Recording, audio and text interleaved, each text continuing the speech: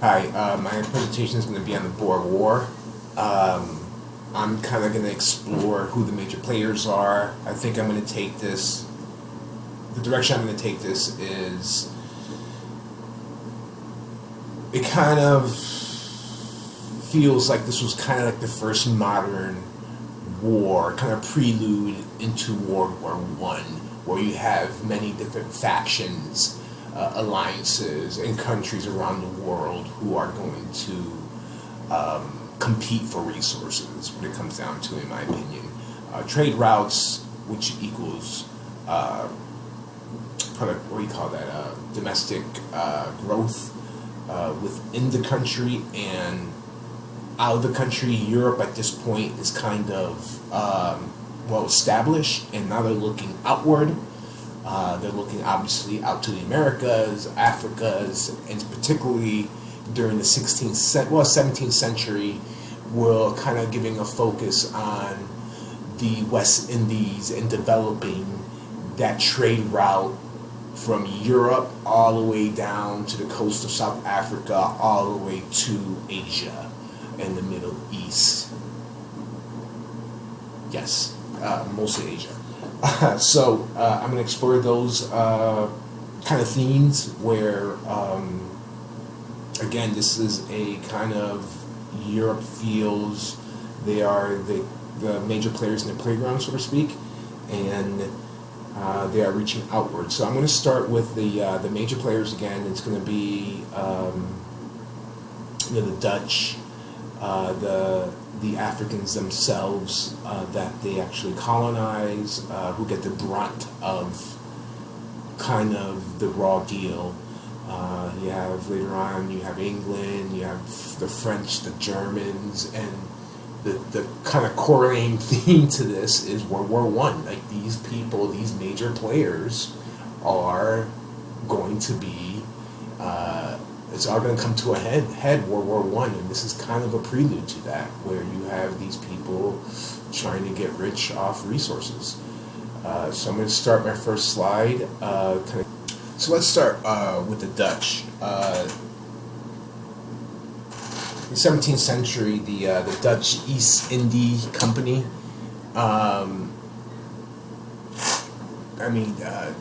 I remember in history class. These were in the 17th century. The Dutch were one of the major players, establishing trade routes around the world.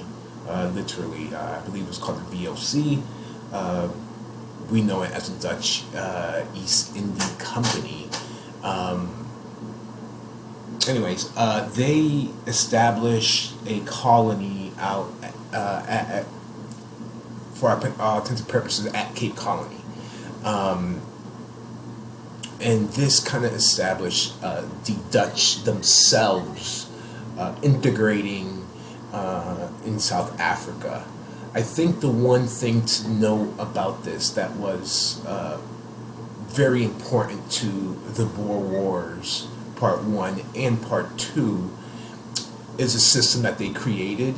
They created a system that established individuals who were either, whatever their stock and trade was, whether it be tools,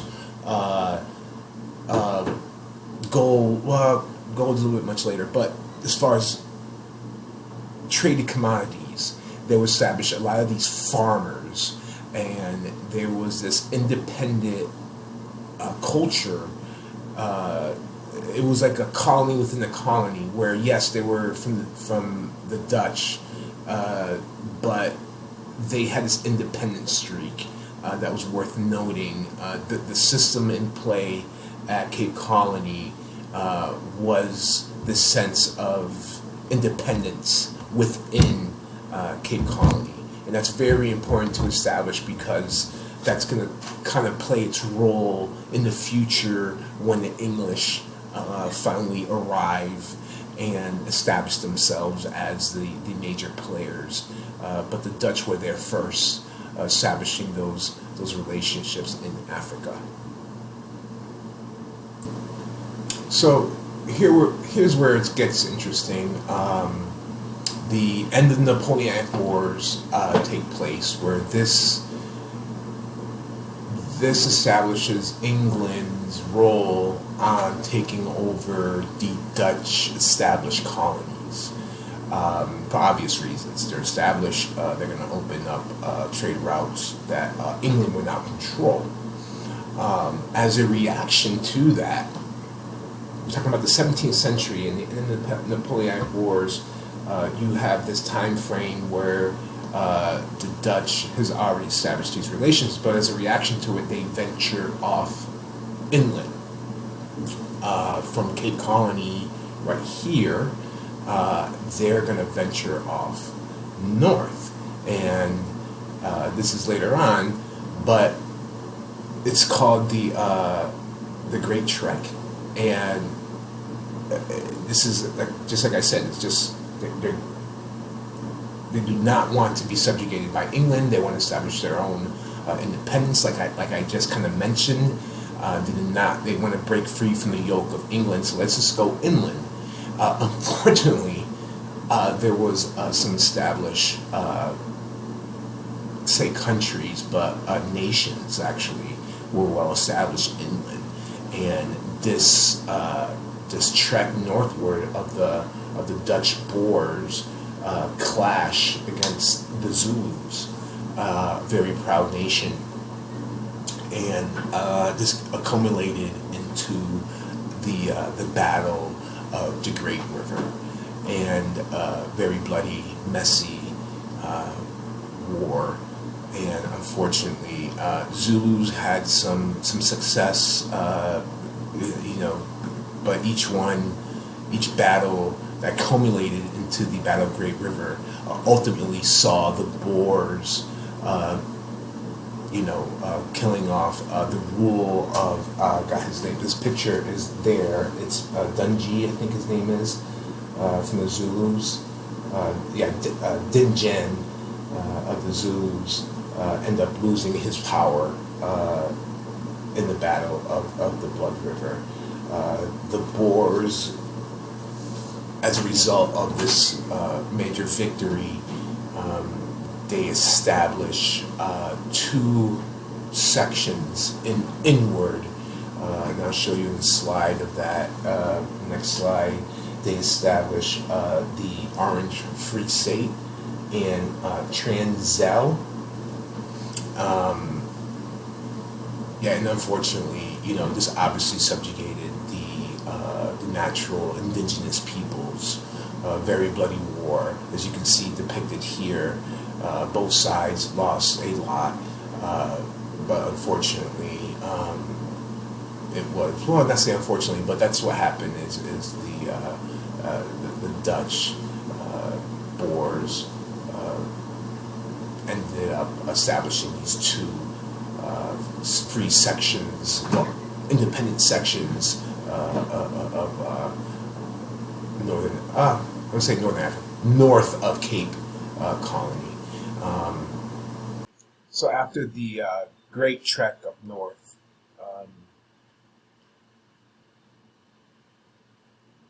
there was actually three, but there's two well-established northern colonies that were occupied by the Boers. And we're talking about the Orange Free State and Transvaal. You would think, England has the coast, they'll just leave them be, but unfortunately for them, like my slide says, golden diamonds. And to this day, Africa is rich in these two commodities, gold and diamonds were found. And they were rich and plentiful in the Orange Free State and in Transvaal. So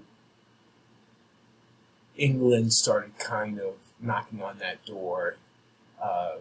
Think about it. A bunch of farmers, their wealth. You're hearing stories of people getting wealthy in these parts of these two free independent states or countries, and unfortunately, when there's resources like that, you better believe that's gonna garner some attention, and England thought they had, their right to it. I mean, to me, there's no other motivation besides gold and diamonds um, to to make sure they get a piece of that action. Long story short, they started to put pressure on the borders, um, and that led uh, to confrontation. Unfortunately for England, they had the style. They had their bright red coats. They were led on a few campaigns by a Mr. Uh, Colley, and the Boers were not headed, but one of their main kind of leaders. His name was Kruger. That's his picture right there, um, in the middle of the frame. He was actually more about preserving the peace, but England. I'm talking about imperialism here. I'm talking about gold and diamonds. They want it all. Why would they share when they feel like they had the superior army, navy, have outnumbered resources, et cetera, and they brought this to bear. Unfortunately, for the English at this time, the Boers adopted guerrilla warfare, and this was kind of ingrained in them all this time in the Africa territories. Um, they developed a style of guerrilla warfare, talking about flanking, um, uh, where the English would line up with their bright red coats in formation and volley cannon fire. The English, needs to say, during the First World War, uh, got humiliated. This ended up where Mr. Cooley himself died. Just embarrassing stuff. So at this point, when word got back to Parliament, they asked for a suspension of hostilities. So at this point in time, the Orange Free State and Transvaal kind of maintained their independence for a few more years because of these ugly defeats. Um, Unfortunately, unfortunately for the Boers, England had some long-term goals. So, from the embarrassing nature of how the first skirmish happened, the First World War, how it ended, it was kind of embarrassing. This resonated back home to London, and this didn't play well in the streets, and there was this nationalism kind of overtook the conversation, and nationalism plays a big part of a lot of wars, and for the first time, well, not for the first time, but in these large numbers, you start getting these troops from different colonies, from Canada, from Australia, from all these known colonies that English had already established. Now they're coming in droves to avenge the first loss of the Boer War. Well, it was not really regarded as a loss; it was embarrassing losses. But the second Boer War, did not. It very much started very much the same way the first one ended, and there was embarrassing defeats. England had these tactics that were outdated, and as the war goes on, in a short period, England adopts wicked tactics. They developed some other tactics that we'll get into in the next slide. But that nationalism played a huge role on the comeback, basically. That kind of led the road to the Second War. As the English started developing new tactics, started learning from how the Boers were they're countering the British old tactics or guerrilla tactics, where they were forced to adapt. And one of these policies they adopted that was quite controversial is when they would siege on the Boer territory, they found out that once they left, immediately after they left, it would kind of go back to Boer control. So a way to counteract this, they would seize on the civilians. They would take the Boers' families, mothers and children, and send them off to other colonies in camps where there was no water, well, minimal water, minimal facilities where these people were dying in droves. And you can only imagine a Boer soldier coming to visit his family and to come to find out that they're not even on the continent anymore. They're off in some camp. Sound familiar? We're going to these World War One, World War Two aspects where Germans are quite famous with this with the Jews. I mean, you have this to kind of fall back on. It's disturbing to hear and read about taking civilians and pulling them into these camps. They also adopted the scorched earth policy where they were just killing everything in sight and wiping people out, and it was disgusting. And we're talking about civilians. And obviously, they're not taking anybody who would take up arms against them. They were just straight up murdering and pillaging and destroying. Brutal tactics were adopted. In the advent of war, and you've heard this many times, there are technologies, whether it be the advent of the nuclear weapon. I mean, that was a war-driven, nuclear power was a war-driven idea. And during this Boer War, we had hot air balloons. We're transcending to aircraft, electric telegraph. We're transcending to telephones, where communications between groups to formalize tactics and strategy, changing the playing field, changing the landscape of the battle itself. Supply lines as like the railways, where you're keeping this modern type of army. We're getting away from the line, old school British red dress, hold the guns, pack it in, shoot, all that. We're starting to transition. The transition kind of happens here for the English army. And as a result of that, English kind of sharpening their steel for future endeavors. And people are watching. The Germans are watching. The Germans, you'll see later on, they get a piece of the pie in Africa. And this kind of stems, these ideas didn't just start in World War I and World War II. They really started here.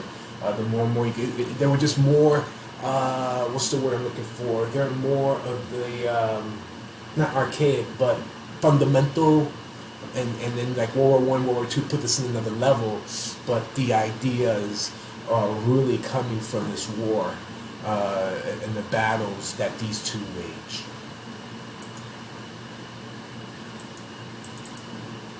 Nothing kind of, I think, exemplifies the before and after effects of the Boer War in such a small time period. The pillaging of African resources. When we talk about in class about imperialism, look at this time frame. 1880 map versus the 1913 map. I mean, whoa, what a difference. You have English, started at Cape Colony, and they are all up the coast here. This is all about resources, in my opinion. And unfortunately, the lessons are learned is that the Africans and it still is going on today, the Africans who who are native here, it's an ongoing thing. Just suffer. You know, it happened in the Americas. It happened in Africa. But boy, did it happen in Africa. I mean, 1880 to 1913. That is 33 years. Holy smokes. You have the Germans. You have Belgium, Spain, France.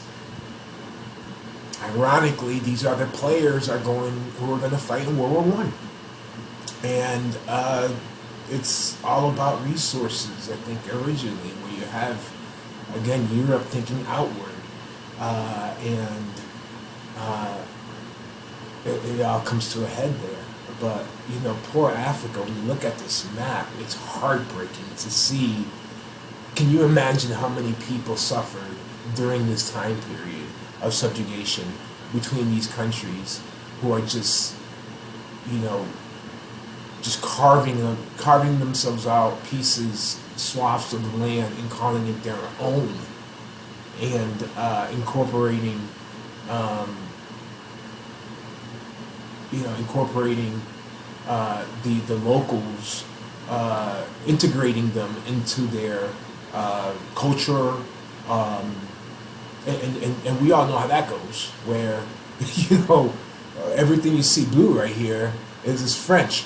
French are the ones who have the spoils, and whoever lives in this part of town, they're gonna get the scraps. So it's I almost started off with this, and I think this is a way to bring it home to see imperialism at its worst. It's so sad to see. If I was African, it would break my heart to watch something like this, to see what has happened in such a short period of time. It's disturbing. And to conclude, these are my works cited pages that I've used. Images, I wasn't quite clear. Promise I'll do better in my next one, on how, I don't know if I'm submitting the actual PowerPoint, which I'm trying to do. Anyway, there's my links, there's my images that I use, continued on page 10. It's all there, to say the least.